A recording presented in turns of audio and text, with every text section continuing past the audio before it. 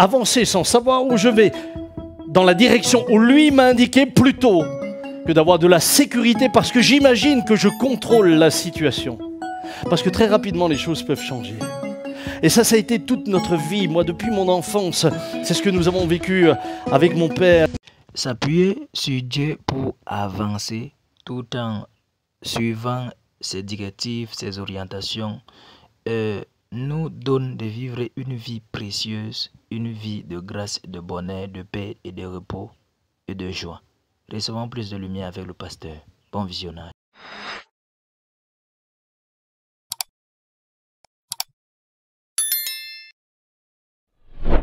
J'aimerais ce matin que vous puissiez découvrir les chemins tracés pour vous.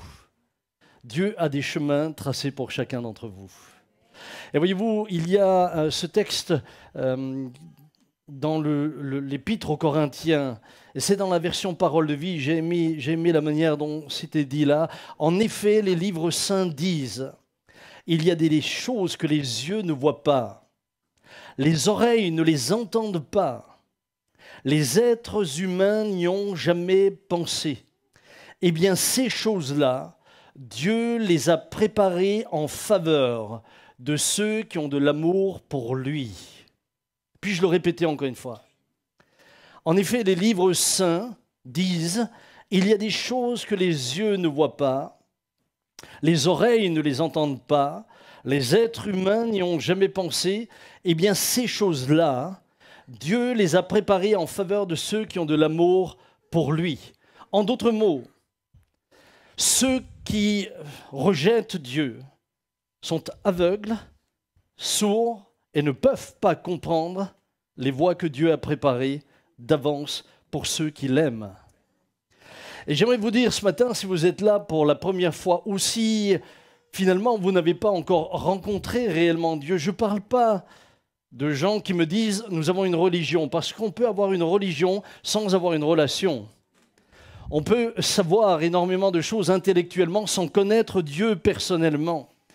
On peut être religieux sans aimer finalement Dieu.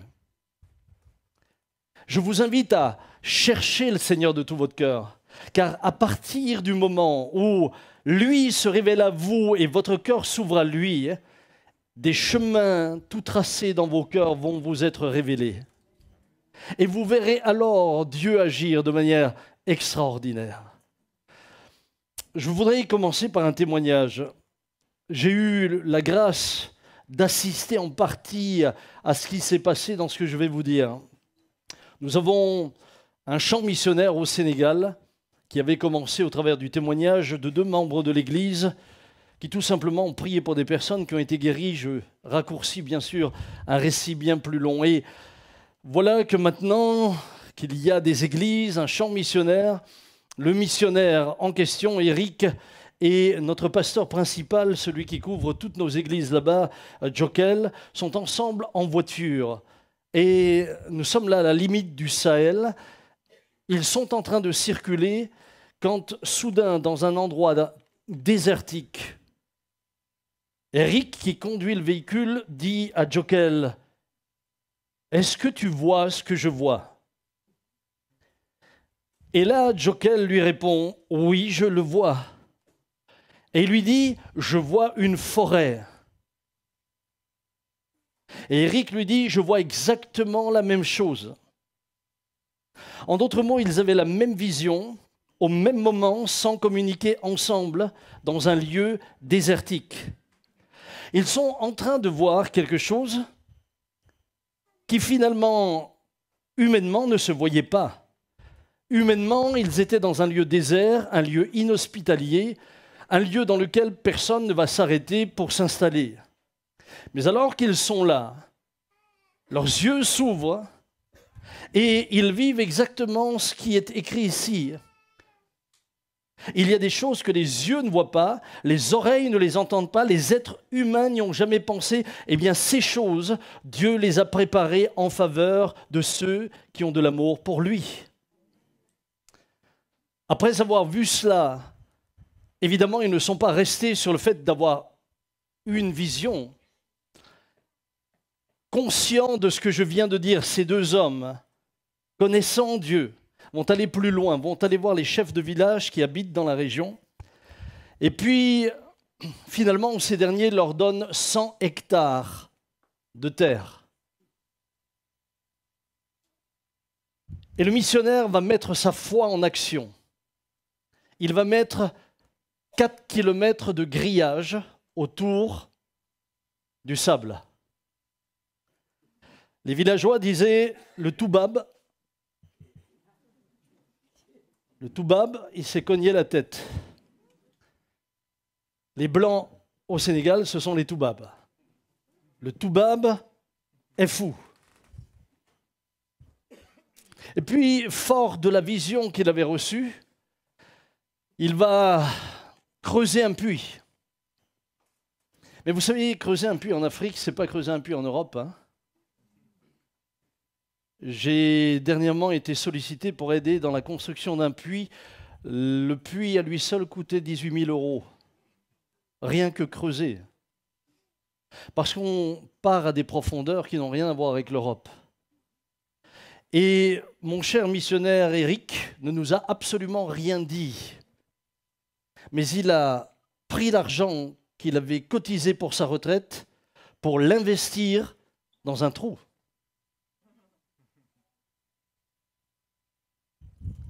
Il l'investit et puis le jour où ils avaient commencé à creuser, je n'étais pas là, mais je suis arrivé le jour d'après avec mon épouse. Et il me dit encore le soir, Sam, il faut vraiment qu'on prie parce que l'entreprise de forage, c'est une entreprise italienne qui fait des forages dans toute l'Afrique de l'Ouest. Mais ils m'ont dit qu'à cet endroit-là, il n'y a pas d'eau. Et s'il y avait de l'eau, ce serait de l'eau saumâtre. Il faut qu'on prie que quelque chose se passe. Vous savez, lorsque vous avez mis, je crois que le puits lui avait coûté 11 000 € à l'époque. Quand vous avez mis 11 000 € dans un trou, vous espérez quand même qu'au fond du trou, il y ait quelque chose. Allô? Il n'a pas engagé l'argent de l'Église. Il n'a pas appelé en France en disant « il me faut de l'argent, envoyez-moi de l'argent ». Non, non. Parce qu'il a cru que Dieu lui a montré des choses que les yeux ne voient pas, qu'il a entendu des choses que les gens n'entendent pas, et qu'il a saisi avec son esprit qu'il y avait là un projet que Dieu avait, mais que personne ne voyait, il va également investir de ses fonds personnels. Et je me souviens, le matin, on se lève et il me dit, tu sais, le Seigneur m'a parlé, il m'a dit, je te donnerai l'eau qui est dans le ciel, sur la terre, sous la terre. Et puis nous sommes partis en brousse, où se trouvait cet endroit-là, dans ce lieu désertique. Et lorsque nous arrivons, il y a le brave Italien, un Italien, un vrai de vrai, qui sort de l'église qu'on a vue tout à l'heure, l'église Pizza. D'ailleurs, il y a des Italiens ici? J'ai de la compassion pour vous. Hein. Quadrazzura, elle est partie à la maison.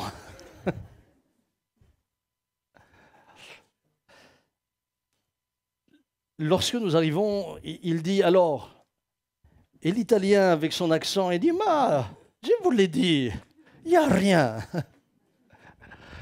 Et soudain, pendant qu'on est là, je ne sais pas, au bout d'une demi-heure, parce qu'ils étaient déjà à une certaine profondeur, je crois autour de 80 ou 90 mètres, soudain l'eau jaillit. Mais une eau fraîche, une eau pure. Ça jaillit, l'Italien, mamma mia, mamma mia, mamma mia. Vous savez, ça, ce sont des instants, il faut les vivre. Il faut les vivre. J'essaie de vous communiquer un tout petit peu, mais il faut les vivre. Aujourd'hui, à cet endroit, il y a 120 000 arbres. Non pas des arbres qui ont été plantés, mais des arbres qui ont poussé parce qu'on a commencé à irriguer ce lieu. Il y a un jardin luxuriant qui fournit des oignons, qui fournit toutes sortes de légumes à la population environnante. Il y a le retour des oiseaux migrateurs. France 2 est allé faire un reportage là-bas parce que les oiseaux migrateurs font leurs escales dans cet endroit-là. En d'autres mots, Dieu avait dit à notre missionnaire qu'il y avait là, sous le sol, une forêt que personne ne voyait. mais potentiellement la forêt était là. Personne n'imaginait que l'on pouvait rendre ce lieu aussi luxuriant que cela. Personne ne pouvait voir, personne ne pouvait imaginer qu'il y avait en ce lieu, une bénédiction qui aujourd'hui est une bénédiction pour énormément de personnes.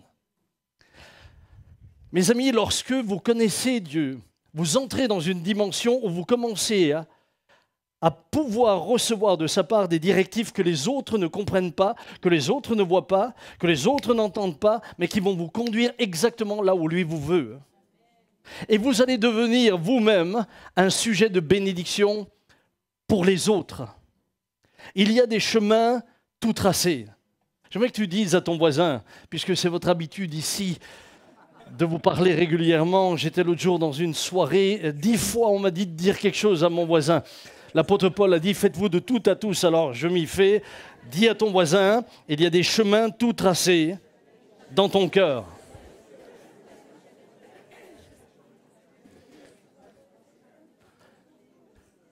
Aujourd'hui, si vous allez à Beersheba, il y a un hôpital. Aujourd'hui, si vous allez à Beersheba, il y a une boucherie. Si vous allez à Beersheba, vous y trouverez bien sûr des jardins immenses. Si vous allez à Beersheba, vous trouverez des écoles. Si vous allez à Beersheba, vous trouverez finalement tout ce qui bénit le prochain.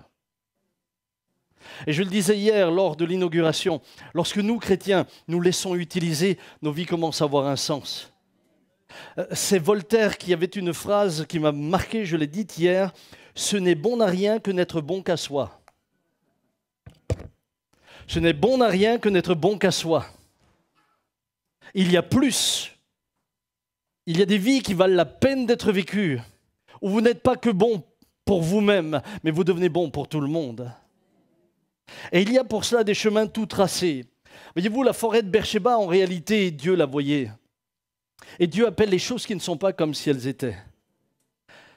Le missionnaire Eric et le pasteur Jokel ne voyaient rien du tout. Eux passaient dans un lieu désertique, inhospitalier, là où Dieu voyait un lieu d'hospitalité, un lieu de restauration, un lieu d'entraide, un lieu de secours. Mes amis, cela vaut la peine.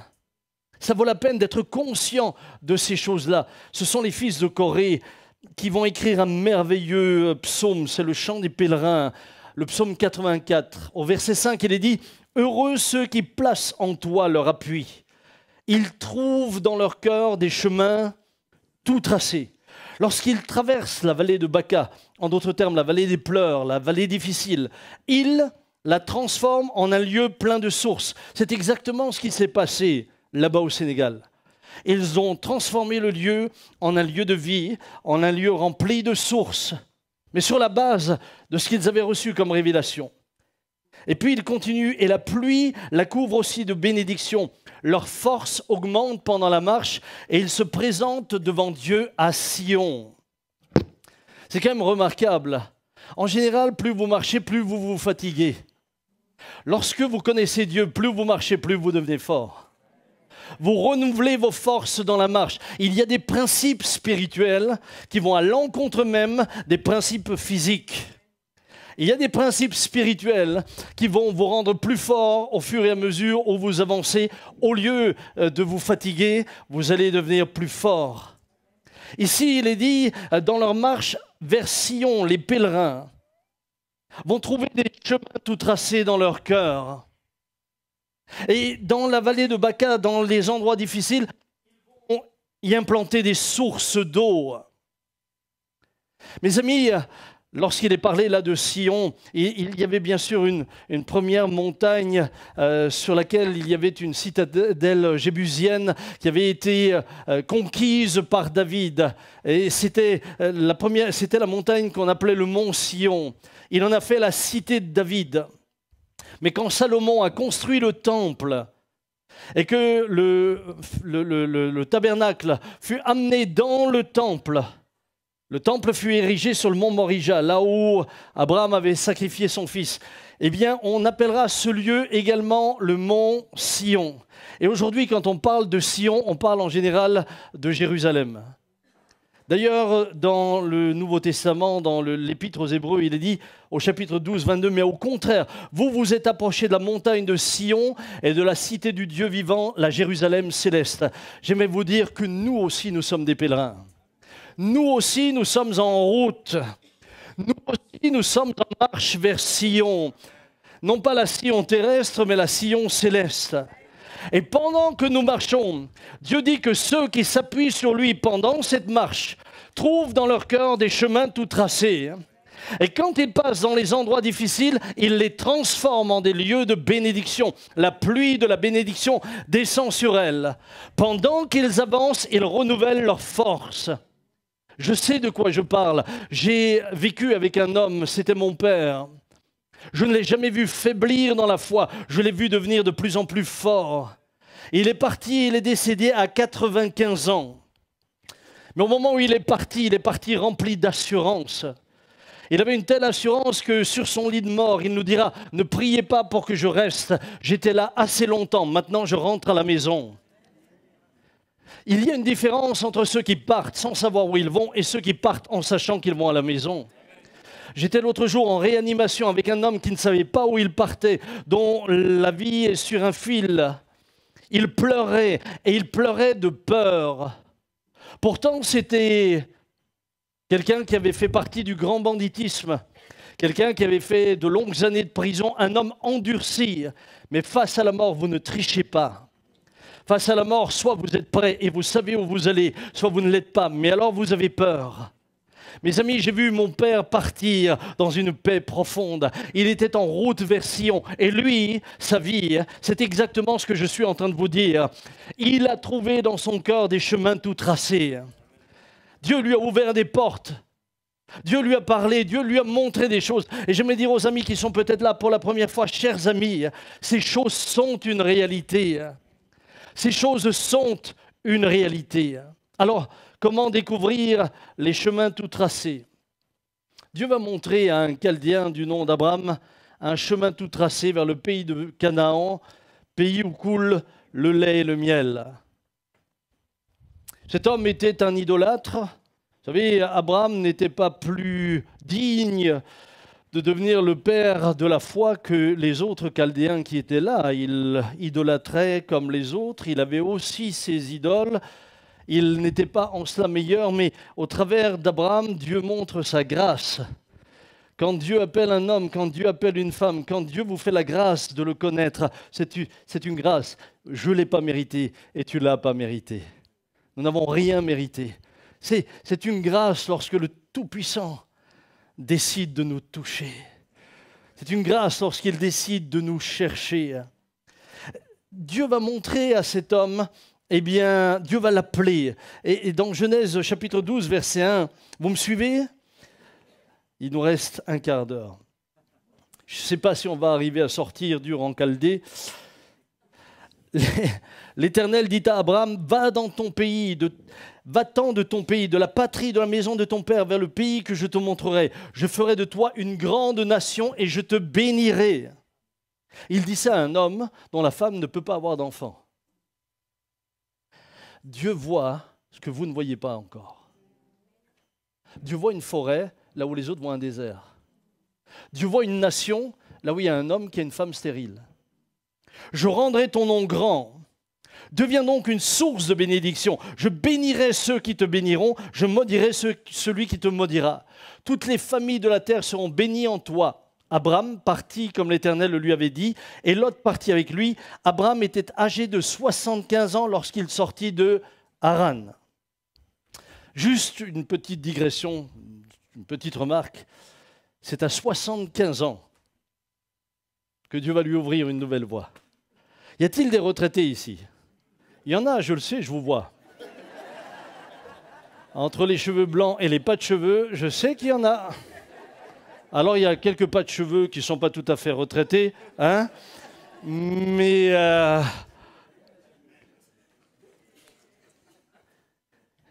Mes amis, à la retraite, Dieu a des chemins tout tracés pour vous.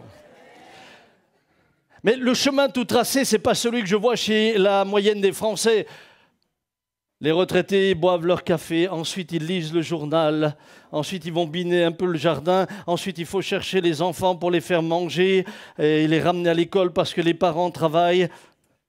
C'est pas ça le chemin tout tracé.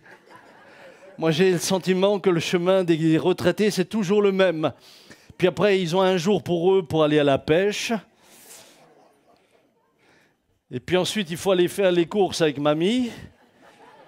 Puis tu as le sentiment que ton chemin est tout tracé. Moi, j'aimerais vous dire qu'à 75 ans, il y avait un chemin tracé pour Abraham. J'ai eu feu, un ami, un frère missionnaire, 70 ans, Albert Burkhardt. Il était au Tchad pendant 40 ans. 40 ans de Tchad. Il était suisse d'origine. 40 ans de Tchad. Ils ont eu 8 enfants. Tous sont nés au Tchad. À 70 ans, il dit à sa femme, écoute, on va maintenant prendre notre retraite en Suisse. Après 40 ans de Tchad. Vous avez déjà mis un pied au Tchad? C'est pas la Suisse, hein? Il a servi Dieu de tout son cœur, aimé le Seigneur. Sa femme lui dit, je te suis. Et puis il lui dit, avant de rentrer, je dois juste encore aller à Bangui, au Centrafrique.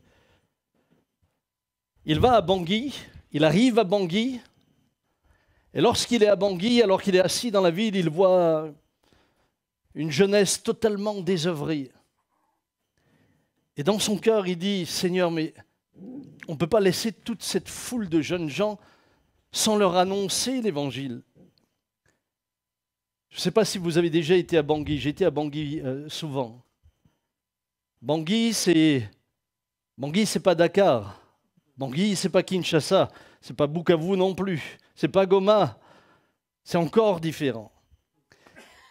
Et alors qu'il est à Bangui, il dit, Seigneur, s'il te plaît, envoie quelqu'un. Et le Seigneur lui dit, oui, toi, vas-y. Il dit, mais non, j'ai dû mal communiquer. J'ai dit, Seigneur, je répète, envoie-toi quelqu'un. Il dit, toi, vas-y. Il dit, je suis en train de rentrer en Suisse pour prendre la retraite. Toi, vas-y.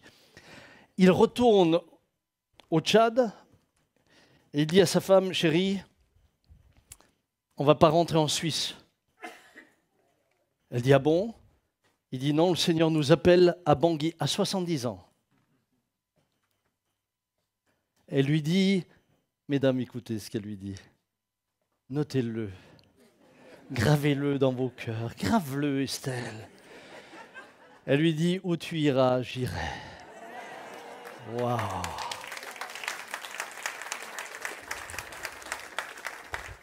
40 ans que je dis ça à ma femme.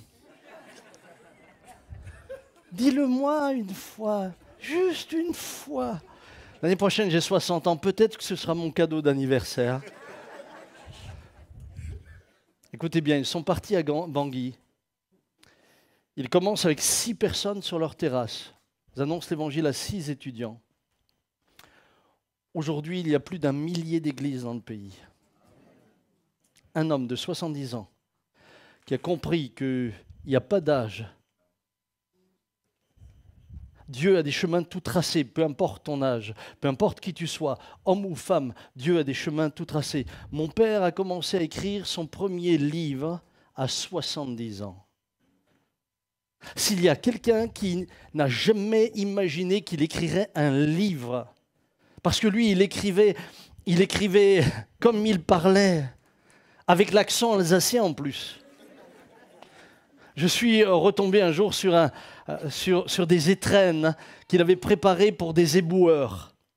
Vous voyez, il y avait l'enveloppe, il avait mis de l'argent dedans pour les éboueurs. Il avait dit, et il a écrit « Bonne fête, monsieur les poubelliers ».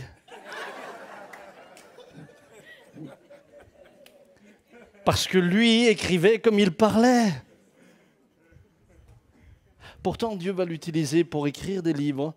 Je pense qu'aujourd'hui, on est à une édition entre 80 et 100 000 livres en France. Ne dites pas « je suis trop vieux ».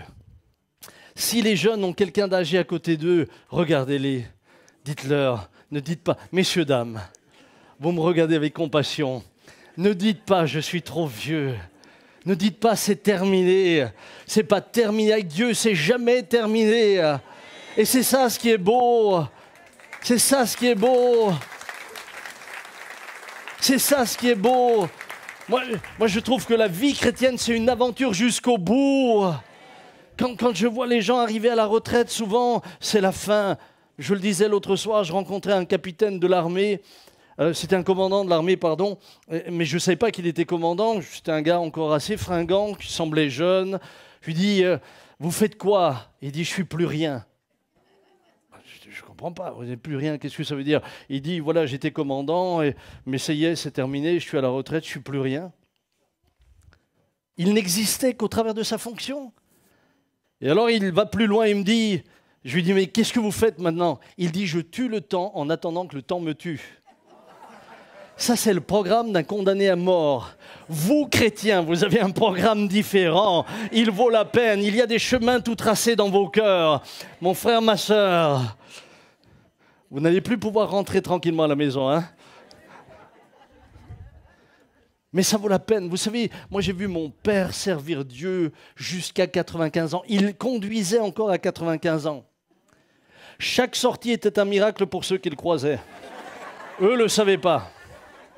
Eux ne le savaient pas. Un jour, il était avec ma fille en voiture. Ma fille m'envoie une photo. Elle dit, papa, on fait une pointe avec papy. 27 km/h. Mais jusqu'au bout, il visitait les gens, il priait pour les malades. Après sa mort, nous avons encore reçu des témoignages de guérison. Aujourd'hui encore, je vois des gens venir à Jésus au travers des livres qu'ils lisent. Mes amis, il y a un avenir et de l'espérance. Alors comment découvrir, eh bien, ce chemin tout tracé? Abraham va devoir exercer la foi. Et la foi, c'est avoir confiance dans ce que Dieu dit. Lorsque Dieu a parlé à Éric au sujet de cette forêt et à Jokel, il a exercé sa foi. Il a cru. Et voyez-vous, sans la foi, il est impossible de plaire à Dieu. Il n'est pas dit qu'il est possible de plaire à Dieu grâce à une religion. Il est dit que c'est la foi qui vous permet de plaire à Dieu. Il nous est dit dans Hébreux 11, 8, c'est par la foi qu'Abraham obéit à l'appel de Dieu en partant vers un pays qu'il devait recevoir en héritage. Et il partit sans savoir où il allait. Mais ça, pour le commun des mortels, c'est de la folie. Tu pars sans savoir où tu vas. C'est de la folie pour le commun des mortels. Mais pour ceux qui connaissent Dieu, ils savent qu'il vaut mieux ne pas savoir où on va quand lui nous y envoie que d'aller là où on pense savoir aller quand lui n'est pas avec nous. Je préfère avancer sans savoir où je vais dans la direction où lui m'a indiqué plutôt que d'avoir de la sécurité parce que j'imagine que je contrôle la situation. Parce que très rapidement, les choses peuvent changer. Et ça a été toute notre vie. Moi, depuis mon enfance, c'est ce que nous avons vécu avec mon père. Hébreux 11, 6, or sans la foi, il est impossible de lui être agréable. Psaume 84, heureux ceux qui placent en toi leur appui. Lorsque vous vous appuyez sur Dieu, lorsque vous ne vous appuyez plus sur vous-même, sur vos propres raisonnements, sur Dieu. Vous savez, s'appuyer sur les humains, c'est toujours... J'ai d'ailleurs une petite vidéo. Est-ce qu'on peut passer la première petite vidéo, s'il te plaît? Est-ce qu'on peut peut-être éteindre? Allez, Sandrine. On y va. Tu peux y aller, faire ça fait pas peur. Allez, tous en boîte. Allez, on y va. Allez, Sandrine. Allez, maintenant il faut y aller là. On va pas dépasser les oreilles. Allez, lâche-toi. C'est facile, tu vas. Concentre-toi. Allez, fais comme moi. On va pas te laisser tomber. On va tous le faire, hein. Allez. Bon, allez, Allez, c'est bon là. Maintenant, c'est le moment. Là. Tu fermes les yeux, tu te concentres et tu lâches. Hein. On est là pour toi. Vas-y, Allez, Sandrine. Allez. Sandrine. C'est qui veut un café? Ah ouais.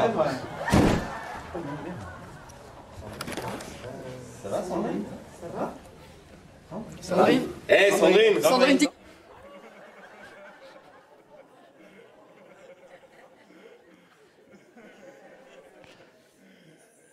Quelques images valent parfois mieux que beaucoup de mots.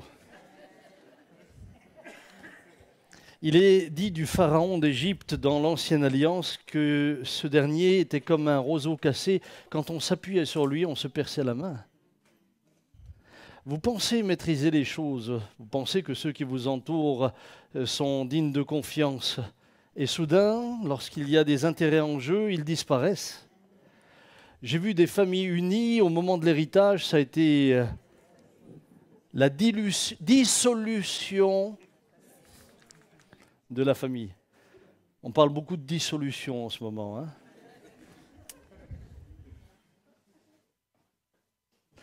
Mais celui qui place sa confiance en l'Éternel ne chancelle, vous pouvez le croire, ne chancelle jamais.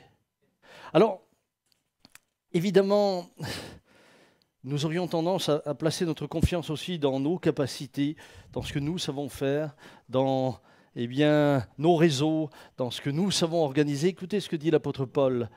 Philippiens 3,5, j'ai été circoncis le 8e jour après ma naissance. Je suis israélite de naissance de la tribu de Benjamin. Il donne là son pédigré. Hébreu, descendant d'Hébreu, je pratiquais la loi juive en bon pharisien. Et j'étais si fanatique que je persécutais l'Église. En ce qui concerne la vie juste prescrite par la loi, j'étais irréprochable. Mais ces qualités que je regarde comme un gain, je les considère maintenant comme une perte à cause de Christ. Et je considère même toute chose comme une perte en comparaison de ce bien suprême. Connaître Jésus-Christ, mon Seigneur, pour qui je me suis privé de tout avantage personnel. Je considère tout cela comme des déchets afin de gagner le Christ. Vous n'entrerez jamais dans les œuvres préparées d'avance pour vous, à moins d'accepter de ne plus compter que sur lui. Et il y a des moments où la foi vous mène dans des situations déstabilisantes. Mais comprenez bien, si vous ne vous appuyez que sur ce que vous voyez, ce que vous entendez, ce que vous analysez, vous allez réduire votre existence à ce que vous estimez pouvoir faire et pouvoir être. Je vous donne un exemple biblique. Je crois que si mon père ne s'était fié qu'à lui, en ses capacités, au business qu'il avait, nous avions un commerce, jamais nous n'aurions pu faire ce que nous avons fait et ce qu'il a pu faire par la grâce de Dieu. Jamais. C'est impossible. Lorsque vous conduisez et organisez votre vie juste en fonction de vous-même, de manière évidente, vous la réduisez à votre échelle. Lorsqu'au contraire, vous commencez à vous abandonner à lui, vous êtes en train d'ouvrir un horizon que vous ne pouvez pas imaginer. Parce que nous organisons toujours nos vies en fonction des informations que nous avons. Suivant les informations que nous avons, nous réfléchissons et nous nous organisons. Regardez Gédéon, dans le livre des Juges. L'Éternel se tourna vers lui et dit « Va avec cette force que tu as et tu sauveras Israël de la main de Madian. N'est-ce pas moi qui t'envoie ?» Il lui répondit « Ah mon Seigneur, avec quoi sauverai-je Israël? Voici que ma parenté est la plus pauvre en Manassé et je suis le plus petit dans la maison de mon père. » Gédéon réduit son chemin à sa condition et à la situation de son peuple. En conséquence, il vivra caché et battra le froment dans un pressoir. Je vous explique là quelque chose d'extrêmement important qui peut changer votre vie. Ça a changé en tout cas la mienne, mais ça a changé celle de mon père et celle de millions d'hommes et de femmes qui ont compris ça. Il y a là quelque chose d'important à saisir. Je répète ce que je dis là. Gédéon va réduire sa manière de vivre, sa manière d'exister, sa manière d'être, à sa condition et à la situation de son peuple. En conséquence, il vivra caché. Pourquoi? Parce que sous l'oppression des Madianites, les Madianites étaient en train de piller le peuple juif, les Madianites étaient en train de l'oppresser, ils étaient là sous un oppresseur. Et toute la vie de Gédéon va se réduire à la vision qu'il a, lui, de lui-même. Le plus petit de sa famille est la famille la plus pauvre. De surcroît, il y a des ennemis et son existence se réduit à devoir battre le froment caché dans un pressoir où l'on fait le vin. Beaucoup d'hommes et de femmes vivent bien en deçà de ce que Dieu a préparé pour eux, parce qu'ils n'osent pas croire à ce que Dieu dit. Encore une fois, je vous rappelle ce que nous avions vu dans le premier verset, et je le répète. Il y a des choses que les yeux ne voient pas, les oreilles ne les entendent pas, les êtres humains n'y ont jamais pensé. Eh bien, ces choses-là, Dieu les a préparées en faveur de ceux qui ont de l'amour pour lui. Y a-t-il quelqu'un qui a de l'amour pour lui? J'aimerais vous dire que Dieu a préparé des choses que vos yeux ne peuvent pas voir, vos oreilles ne peuvent pas entendre, votre cerveau ne peut pas encore comprendre. Et ceux qui n'ont pas Dieu n'ont même pas l'information. Ils sont, eux, condamnés à la condition de Gédéon. Ils y sont condamnés, et ce n'est pas Dieu qui les y condamne, c'est eux qui se condamnent eux-mêmes en refusant de croire Dieu. Lorsque vous refusez de croire, vous vous exposez toujours aux conséquences. Si je vous disais, si vous avez une piscine, je ne sais pas s'il y en a beaucoup qui ont une piscine, je ne vais pas demander de lever la main. Ici, vous avez plus des bars à champagne, hein. Mais si quelqu'un a une piscine ici et je lui disais, attention, quand vous retournez chez vous, ne plongez pas dans la piscine, il y a un requin. Et que vous disiez, il est fou cet Alsacien. Qu'est-ce qu'il raconte? Il est marteau, comme le requin. Ah, c'est du high level, hein. Non, mais dites-vous que derrière, j'ai tout un comité qui analyse, qui... Si vous négligez ce que je vous dis, si vous le méprisez, vous jetez dans la piscine et vous êtes dévoré, ce n'est pas de ma faute. C'est vous qui n'avez pas voulu croire ce que je vous disais. Quand la Bible affirme ce qu'elle dit et que je refuse de le croire, c'est moi-même qui m'expose aux conséquences qui y sont décrites. Si vous délibérément refusez de recevoir le Christ, et si vous dites il n'y a pas de Dieu, c'est votre liberté, mais vous êtes réduit à la condition de ceux qui ne peuvent que vivre en fonction de ce qu'ils voient, de ce qu'ils entendent et de ce qu'ils arrivent à comprendre. Alors que le croyant élève sa vie, non plus au niveau de ce que lui peut comprendre, voir et croire, mais au niveau de ce que Dieu voit en lui. Et c'est le cas de Gédéon. Gédéon, tout d'abord, se considère comme incapable, le plus petit. Voilà que l'ange arrive et il va jusqu'à dire, mais à mon Seigneur, avec quoi sauverai-je Israël? Avec quoi sauverai-je Israël? L'Éternel lui dit, je serai avec toi et tu battras Madian comme un seul homme. Je serai avec toi. Je serai avec toi. Et il lui dit, vaillant héros.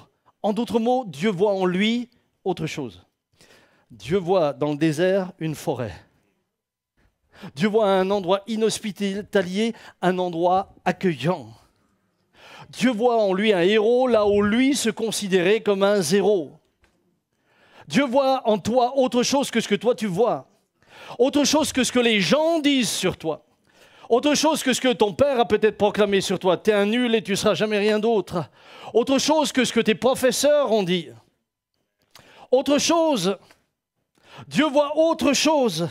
Maintenant, tu peux continuer à rester sous le joug de ce que les autres disent sur toi, ou tu peux commencer à dire, je veux changer ma mentalité, ma manière de penser. Je veux commencer à croire ce que Dieu dit sur moi.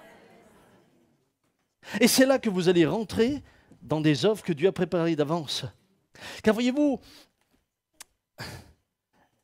lorsque je regarde la vie de mon père, je l'ai dit l'autre soir, mais tout le condamnait à une vie difficile.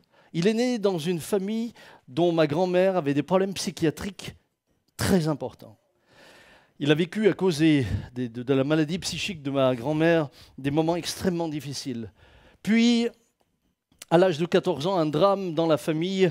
Ils étaient fermiers. Mon grand-père fait une crise cardiaque et mon père se retrouve obligé de conduire la ferme. Il avait 14 ans. À l'âge de 17 ans, on est en pleine guerre.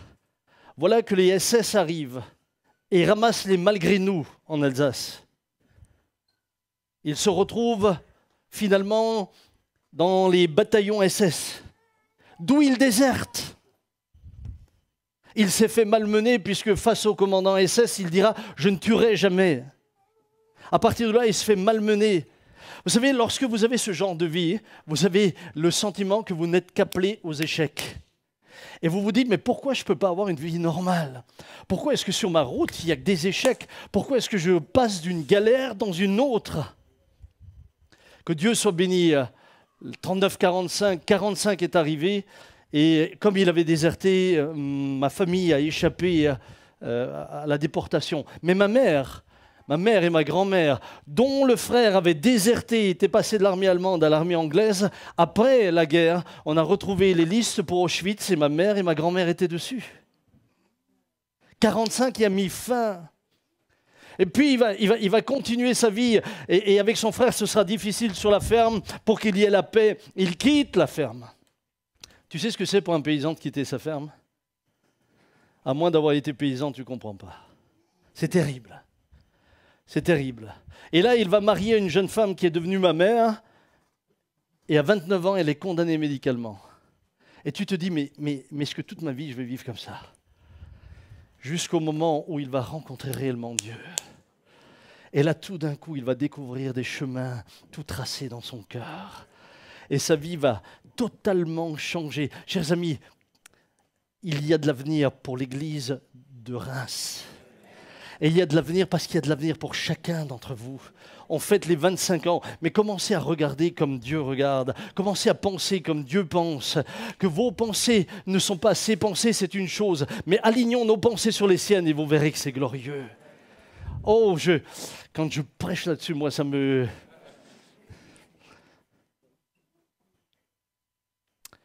Je voudrais... Le temps est passé. Non, le temps est passé. Je vais me dire peut-être juste une dernière chose, parce que je suis qu'à la moitié. Donc quand tu me dis vas-y, tu ne sais pas ce que tu dis. Mais tu n'en peux rien. J'ai vu tes petits yeux se fermer. Je voudrais juste terminer en disant, le problème de beaucoup de croyants, c'est qu'arrivés jusque-là, ils disent tous j'ai la foi. Tous. J'en ai vu beaucoup. Pourtant, j'en ai vu beaucoup dire j'ai la foi, ils ne sont jamais entrés dans les œuvres préparées d'avance. Pourquoi? Pourquoi? Parce que entre la révélation que Dieu donne et la réalisation de la révélation, il y a juste une étape qui s'appelle l'obéissance. Obéir. Obéir. Hébreux 11:8, c'est pas la foi qu'Abraham obéit à l'appel de Dieu. En partant. Qu'est-ce que cela veut dire? Obéir te met en mouvement. Obéir te met en mouvement. Et c'est là qu'il y a beaucoup de chrétiens qui n'ont pas compris. Et je le dis avec beaucoup de respect. Ils n'ont pas compris que avoir la révélation est une chose. Mais ensuite, il faut se mettre en mouvement pour que la révélation devienne la réalisation de ce que Dieu vous a révélé. Si mon ami Eric au Sénégal, et je vais terminer comme cela de manière peut-être simple au travers d'une image, s'était contenté d'avoir la vision, si mon ami là-bas avec le pasteur avait dit « mais c'est formidable, Dieu nous a montré qu'il y aura une forêt, faisons une réunion de prière et prions pour que les arbres poussent ». Pourquoi pas? Ça, c'est ce que la majorité des chrétiens auraient fait. Exactement. S'il avait organisé une semaine de jeûne et de prière pour que le miracle ait lieu, et puis que tout d'un coup, pouf, comme du temps d'Astérix, avec les glands magiques là. Eh bien, j'aimerais vous dire une chose, aujourd'hui, il n'y aurait encore qu'un désert. Il y a un moment donné où tu as la vision, tu as la révélation, maintenant il y a l'obéissance. L'obéissance, eh bien, ça a été d'aller dans le sens de ce que Dieu a montré. C'est-à-dire commencer déjà à mettre une clôture de 4 kilomètres autour de rien. Quand Dieu dit à Noé, bâtis un bateau là où il n'y a pas d'eau, il est dit que tout le monde se moqua de Noé. Mais quand le déluge vint, les moqueurs furent emportés. Mais s'il y a un moment donné où Dieu, moi je vois beaucoup de chrétiens me dire, oui mais Dieu parle-moi, parle-moi. Mais il a beau vous parler, vous ne bougez pas après. Dieu parle à ceux qui sont prêts à bouger. Il ne perd pas de temps. Il ne perd pas de temps à parler à des gens qui de toute manière ne sont pas prêts à bouger. Il parle à des hommes et des femmes qui sont prêts à mettre en pratique. Et une fois qu'ils avaient mis cette clôture, malgré les moqueries, il va creuser le puits. Mais ça lui a coûté quelque chose. L'obéissance a un prix. Mais il y a deux manières d'obéir.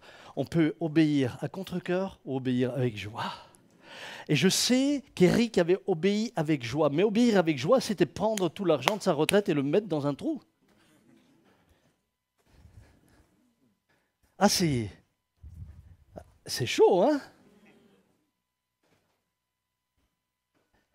Et c'est pour cela que bien des chrétiens stagnent. Parce qu'aussi longtemps qu'il faut faire des grandes déclarations dans l'église, oh oui, je crois au miracle, je crois. C'est au moment où tu bouges que les choses changent. Mais bouger, c'est prendre des risques. Humainement, c'est prendre des risques. Mais j'aimerais te dire que spirituellement, tu n'en prends aucun. Lorsque tu agis selon ce que lui te dit, alors tu es en sécurité. Le risque, tu le prends quand tu décides, toi, de faire des choses en pensant que lui, il est obligé de te suivre. Dans la Bible, la foi est toujours précédée de l'appel de Dieu. Toujours. Regardez les noces de Cana. Jésus change l'eau en vin. Mais ce n'est pas Marie qui décrète bon, remplissez les vases, et puis une fois qu'ils seront pleins, lui, il va s'en occuper. Non, l'ordre vient de Jésus. L'apôtre Pierre marche sur l'eau. Mais en réalité, il ne marche pas sur l'eau, il marche sur quoi? Sur la parole de Christ. Sur le viens. Un pied sur le V-I-E-N. Et après? S. Un jour, j'ai dit T. Les gens disent, oh, c'est une faute d'orthographe. J'ai dit, c'est pour ça qu'elle a coulé. Et ouais, une faute d'orthographe.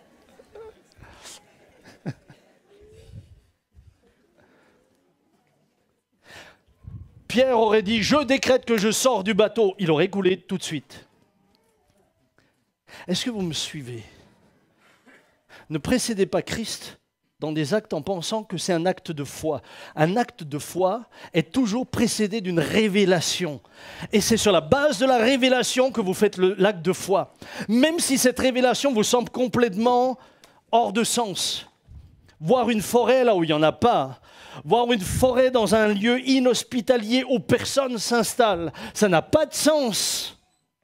Mais quand Dieu donne la révélation, alors tu peux aller dans le sens où Dieu le dit. Et tu auras toujours des gens qui te critiqueront. Et tu auras toujours des gens qui te disent, tu penses que c'est raisonnable? Et tu auras toujours, vous savez, ceux qui vous disent, tu penses que c'est raisonnable? Aujourd'hui, j'ai envie de dire, vous pensez que c'est raisonnable de cotiser pour la retraite? Hein, avec les fluctuations, on pourrait se poser la question tout le temps. On pourrait se poser la question tout le temps. J'étais au Liban, il y a 2 mois, j'étais au Liban. Les gens ont placé des fortunes dans les banques. Tout s'est effondré. J'étais chez un ami dont les parents avaient vendu un terrain 100 000 €. Aujourd'hui, ils ont encore 1 000 € en banque. Vous croyez que faire confiance juste à des systèmes économiques, c'est rassurant? C'est de l'illusion. Mes amis, faites confiance à celui qui est digne de confiance. Je ne dis pas qu'il ne faut pas que vous épargniez, je ne dis pas qu'il ne faut pas que vous cotisiez pour la retraite. Moi aussi, je cotise. Mais j'ai un sentiment de rejet. Plus j'avance, plus elle recule. On dirait qu'elle ne me veut pas. La dernière fois, j'ai dit, j'arrive. Ils ont dit, non, c'est plus tard. Mais mon avenir et ma retraite, elle est dans les mains du Seigneur. Amen. Oh, j'aimerais vous encourager ce matin. Dis à ton voisin, ose croire. Ou bien, dites-lui, demande, on va le faire différemment. Demandez-lui, crois-tu? Non, mais répondez-lui, hein. Crois-tu? Vous lui dites oui ou non. Demandez-lui, crois-tu? Crois-tu, Estelle? Crois-tu, Claude? Au lieu de... Ouais, tu sais même pas de quoi je parlais. Tu vois, tu discutes avec quelqu'un d'autre. Non, mais vous voyez, ça c'est un pasteur. Moi je parle et lui il s'occupe d'autres trucs. Là. Bon, toi tu m'écoutais, crois-tu? Bien sûr. Est-ce qu'on vous a répondu oui? Qui vous a répondu oui? Qui sont ceux qui ont répondu oui? Ok. Et bien maintenant regardez-le et dites-lui, obéis, bouge. Move. You have to move. Si tu moves pas, rien ne va se passer. Mais si tu moves, il va se passer quelque chose. De la révélation à la réalisation. De la révélation à la réalisation. T'arrêtes pas la révélation. Il y a des gens qui viennent me voir. Oh frère, le Seigneur m'a montré des choses formidables, formidables. Ils sont morts, c'était formidable, on n'a rien vu. Et moi, je voudrais qu'un jour tu viennes et tu dis, j'ai vu des choses formidables. Frère, viens voir maintenant. C'est le résultat de cette église. Il y avait un homme, ici, André Benzi, qui a osé croire et voir des choses qui n'existaient pas au moment où il était là. Il a osé et commencé à croire des choses qui ne se voyaient pas. Jeunes gens, osez croire. Osez croire. Et vous les retraités, je ne vous lâcherai pas. Je ne vous lâcherai pas. Osez croire, c'est pas fini. Le Seigneur va encore vous utiliser. Le Seigneur va encore vous employer. Non, vous n'êtes pas fait pour le café le matin, le journal. Et puis en général, dans le journal, vous lisez tous ceux qui sont morts. Ah, lui est mort, lui est mort, lui. Tous les jours, vous faites le compte de ceux qui sont morts. Non, mais en général, ma mère était comme ça. Quand elle ouvrait le journal, c'était pour aller voir la nécrologie. Et il est mort, il est mort. Tous les jours, tu vas voir les morts. Va voir les vivants. C'est les vivants qui ont besoin de Jésus. Non, vous n'êtes pas programmés juste pour garder vos enfants parce que vos petits-enfants, j'en ai 18.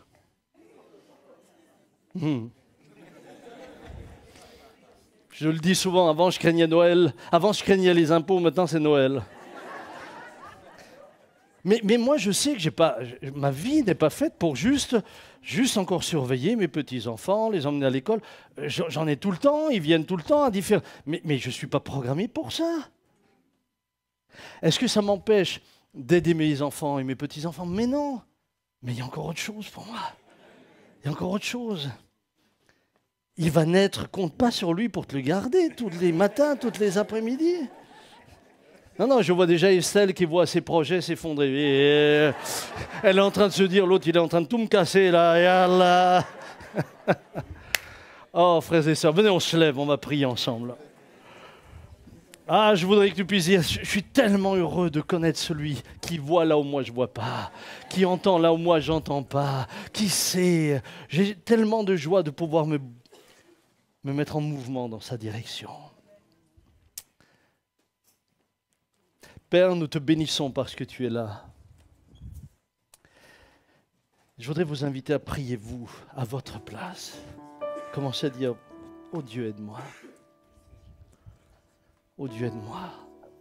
Aide-moi à comprendre ce que j'ai entendu ce matin.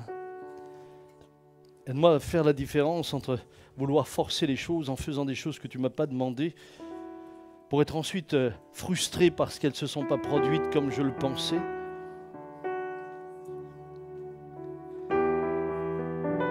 Et à être frustré parce que tu m'as montré des choses qui ne sont jamais arrivées, mais parce que je n'ai pas bougé. Seigneur, aide-moi. Heureux ceux qui s'appuient sur l'Éternel. Rappelez-vous de ce psaume 84. Apprenez ce verset, gardez-le dans votre cœur. Ce psaume des pèlerins. Nous sommes pèlerins ici-bas, nous sommes de passage. Nous sommes en route vers une Jérusalem extraordinaire. Nous sommes en route vers le ciel. Nous ne sommes que là quelques instants. Un jour nous voit naître, un autre nous voit mourir. Sur notre tombe, toute notre vie se résume à un trait d'union entre deux dates. C'est pas plus que ça, un petit trait d'union. Mais nous avons un avenir et de l'espérance, nous savons pourquoi nous vivons. La vie a un sens. Et le sens, c'est pas juste notre petite existence ici, entretenir les quelques kilos d'un corps, lui permettre d'avoir un peu de bien-être. Non, il y a un sens beaucoup plus grand. Vous savez, ce qui donne du sens, c'est toujours ce qui est plus grand que vous. Ce qui donne du sens, c'est toujours la finalité des choses. Oh, ce matin, j'aimerais tellement prier. Seigneur, réveille ton Église. Réveille les retraités qui sont là. Qu'ils reprennent espoir, qu'ils se réjouissent en disant « Waouh, non seulement ce n'est pas fini pour moi, mais maintenant j'ai tout le temps pour ça. Non seulement ce n'est pas fini, mais maintenant je peux consacrer du temps. » Seigneur, bénis les jeunes gens, qu'ils ne se laissent pas décourager par les mauvaises nouvelles, découragés par la situation, Seigneur, du pays, par la situation mondiale, par l'écologie, par toutes ces choses, qu'ils se souviennent, il y a un avenir et de l'espérance pour ceux qui s'appuient sur l'Éternel. Seigneur, pour nous et nos petits-enfants, je prie de tout cœur qu'ils entrent dans les œuvres préparées d'avance pour eux. Je te prie ce matin qu'ils puissent saisir ce que dit ce psaume. Ceux qui s'appuient sur l'Éternel trouvent dans leur cœur des chemins tout tracés. Quand ils traversent la vallée de Baca, ils la transforment en des sources. Et la pluie de la bénédiction descend sur elles. Ils renouvellent leur force dans leur marche et se présentent à Sion. Seigneur, renouvelle leur force. Seigneur, là où ta parole dit que les adolescents se lassent et se fatiguent, que les jeunes gens chancellent, tu dis, mais ceux qui s'appuient sur l'Éternel renouvellent leur force dans la marche. Ils courent et ne se lassent point. Ils marchent et ne se fatiguent point. Quelle grâce! Ce matin, fais du bien à ton peuple. Fais du bien à tes serviteurs, à tes servantes. Puis-je te demander de donner la main à ton voisin et de prier pour lui? Et si vous êtes là pour la première fois, vous ne priez pas. Laissez l'autre prier pour vous. Laissez-le simplement prier pour vous. Prie pour ton voisin, ta voisine. Seigneur, réveille l'espérance en nous. La foi trouve sa force dans l'espérance. Là où il n'y a plus d'espérance, il n'y a plus de force pour la foi. La foi est une ferme assurance des choses que l'on espère. Une démonstration de celles que l'on ne voit pas. Mais comment avoir la foi s'il n'y a plus d'espérance? Seigneur, ce matin, tu nous rappelles qu'il y a une espérance. Ce matin, tu nous rappelles qu'il y a des choses que les yeux ne voient point, les oreilles ne les entendent pas, les êtres humains n'y ont jamais pensé. Ces choses ont été préparées en faveur de ceux qui t'aiment, et je te bénis pour cela. Et je te loue pour cela. Seigneur, donne-nous de ressortir de ce lieu, après 25 années de vie d'église, avec une vision tout à fait renouvelée, rafraîchie. Seigneur, nous ne sommes pas juste heureux d'avoir subsisté jusqu'à aujourd'hui. Nous sommes heureux de savoir qu'il y a un avenir, il y a de l'espérance. Il y a demain, il y a après-demain. Seigneur, il y a une ville de Reims qui a besoin de toi. Il y a des hommes et des femmes qui veulent se lever dans ce lieu, qui veulent oser croire que ce que tu dis est la vérité. Je te bénis pour cela. Je te loue de tout mon cœur. Embrase nos cœurs, Seigneur. Embrase nos cœurs, embrase nos vies, embrase, Seigneur, nous. Donne-nous d'apprendre à changer de manière de penser. Aide-nous à ne plus penser petit comme Gédéon. Aide-nous à ne plus penser selon nos circonstances, à ne plus penser selon le lieu où je suis né, la mauvaise famille que j'ai eue ou la bonne famille, les études que j'ai pu avoir ou pas. Aide-nous à penser en fonction de toi. Seigneur, je te bénis. Je veux te louer de tout mon cœur, de toute ma force, de toute ma pensée. Que ton nom soit béni, que ton nom soit glorifié. J'ai soif de toi, Seigneur. J'ai soif de ta présence. Pouvez-vous dire, Seigneur, j'ai soif de toi. J'ai soif de ta présence. Que ton nom soit béni.